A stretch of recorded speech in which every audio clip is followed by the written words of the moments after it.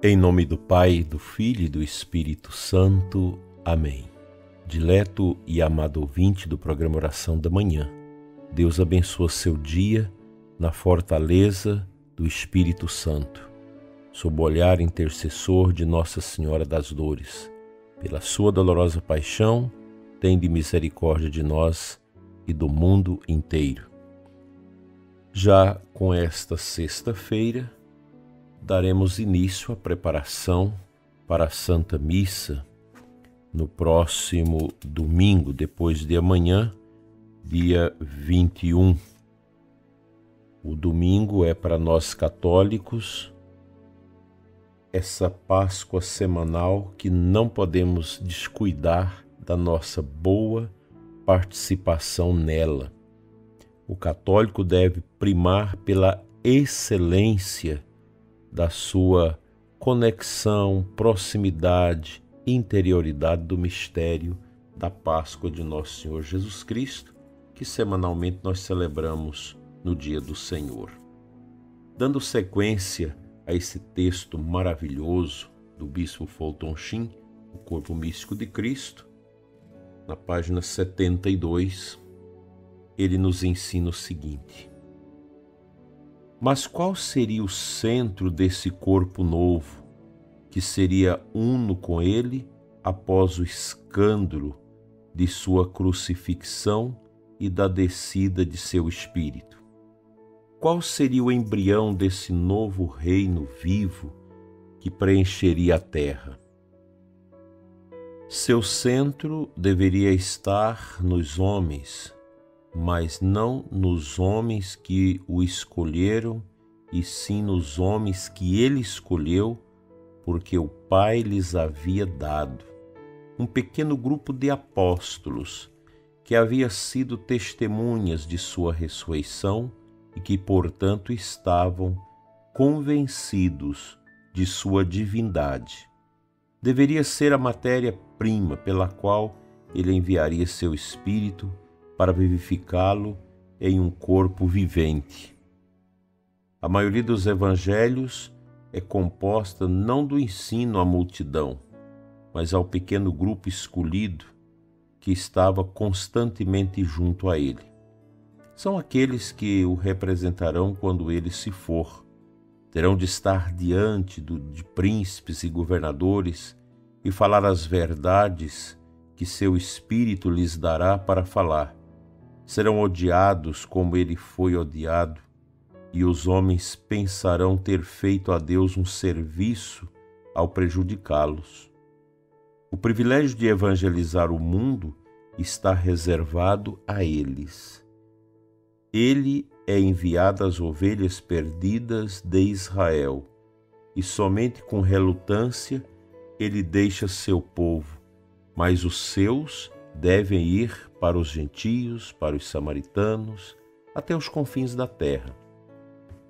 Este pequeno rebanho, o Senhor chamou para ser seu póstumo, sua personalidade prolongada, os ceifeiros dispersos da sua colheita, as luzes acesas por meio de sua luz, as sílabas daquele que é o Verbo. Eles não devem almejar ganhar o mundo, mas salvar almas, como pescadores de homens, pregar, batizar em nome da Trindade, continuar o memorial de sua paixão e perdoar os pecados. Deveriam fazer para colocar de forma simples as mesmas três coisas que ele havia feito em sua vida terrena. Deveriam ensinar, governar e santificar. Assim como ele, o Verbo encarnado, exerceu este ofício tríplice por meio de seu corpo físico, ele continuaria a exercê-lo por meio de seu corpo em companhia daqueles que são os seus elementos. Ele era mestre, porque era a própria verdade e a luz do mundo. Mas eles também deveriam ser mestres. Como o Pai me enviou, disse Jesus, assim também eu vos envio a vós. Ide, pois, e ensinai a todas as nações.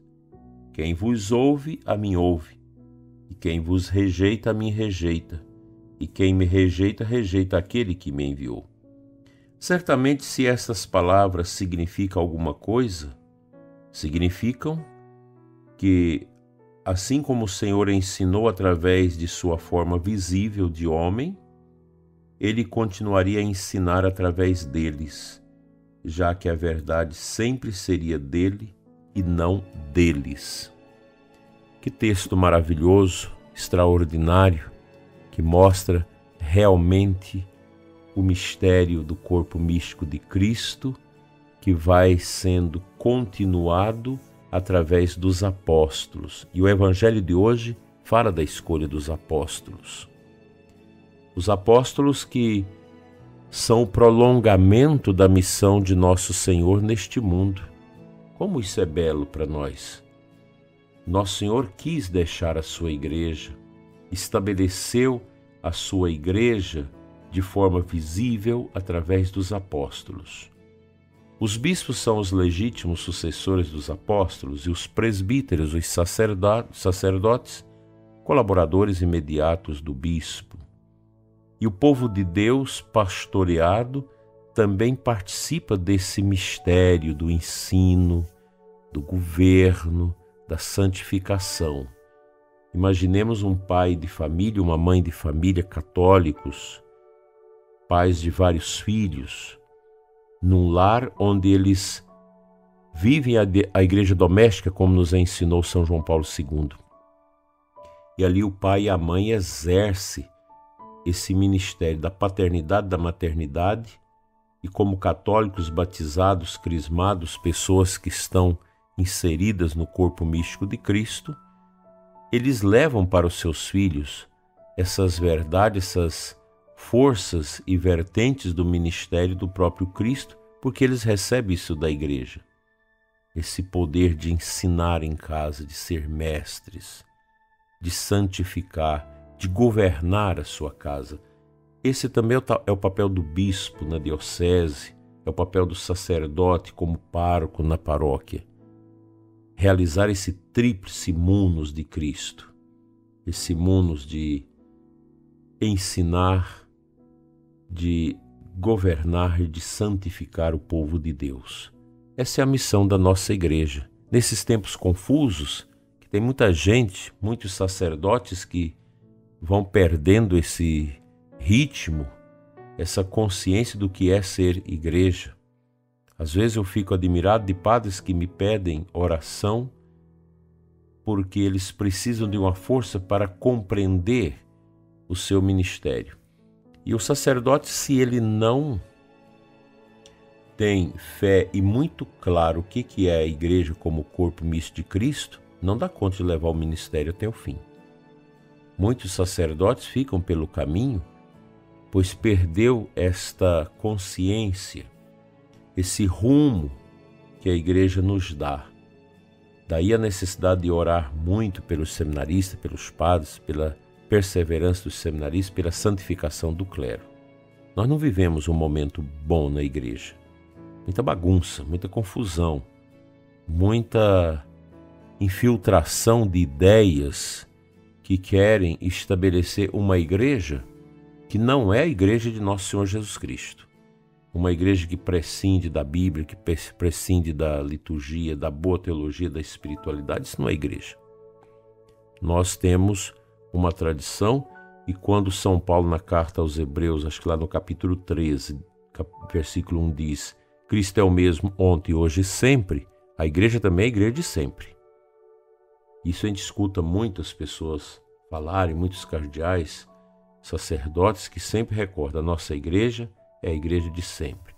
Por isso, a igreja ela não é comandada pelas ventanias do mundo, pelas tendências, pelas ideologias, pelos modismos.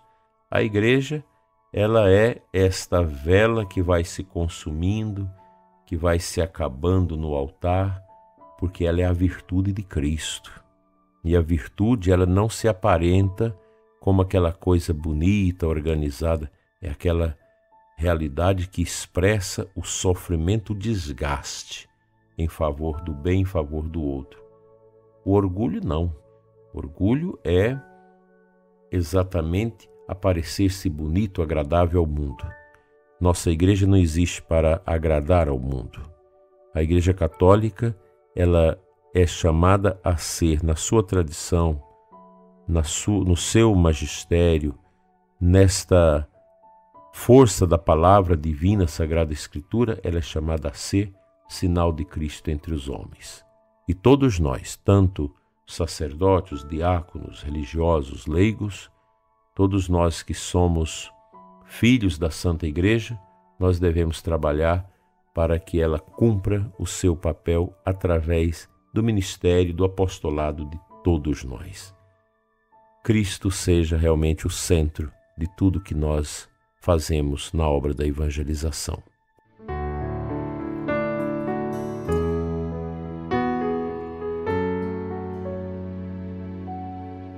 O Santo Evangelho de hoje, Marcos 3, 13 a 19, designou, pois, os 12, Simão, a quem deu o nome de Pedro, Tiago e João, filhos de Zebedeu, aos quais deu o nome de Boanerges, que quer dizer filhos do trovão, André, Filipe, Bartolomeu, Mateus, Tomé, Tiago, filho de Alfeu, Tadeu, Simão, o cananeu e Judas Iscariotes, aquele que depois o traiu. Então, no Evangelho de hoje, você vai à missa hoje, você vai ouvir essa leitura da escolha dos apóstolos. Nós estamos lendo neste ano o Evangelho de São Marcos.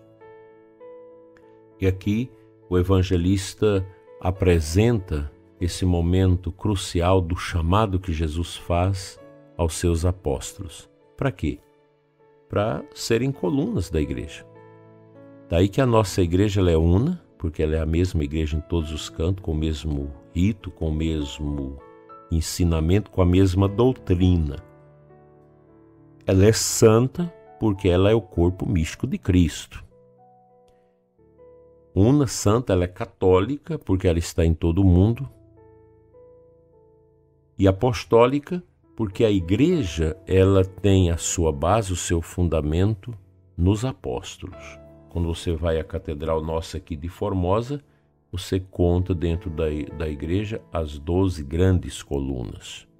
Que o padre Tiago, quando pensou o projeto da igreja, ele quis dar esta natureza, essa sensação a quem entrar na nossa catedral, de que a catedral ela é assentada sobre as colunas fundamentais da igreja, que são os apóstolos.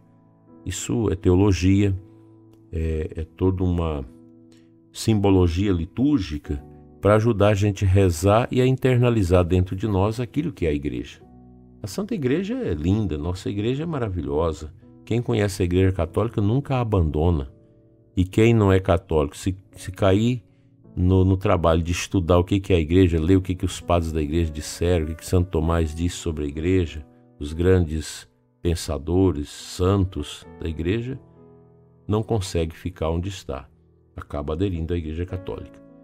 Daí que nesses tempos tão confusos nós estamos vivendo, mas nós nunca tivemos tantas conversões à Igreja Católica como em nossos tempos, inclusive de líderes de denominações religiosas cristãs que estão ingressando na Igreja Católica. Deus seja louvado por isso, pois a Igreja existe para nos ajudar a ir ao caminho do céu na esteira da verdade, que é o próprio Cristo.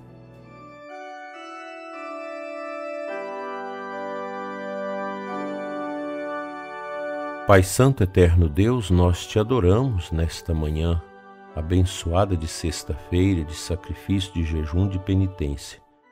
E adoramos, Senhor, por todos aqueles que não adoram, por aqueles que já perderam o caminho da santidade. Anima-nos, abençoa o ouvinte deste programa que está precisando da Tua presença, Senhor.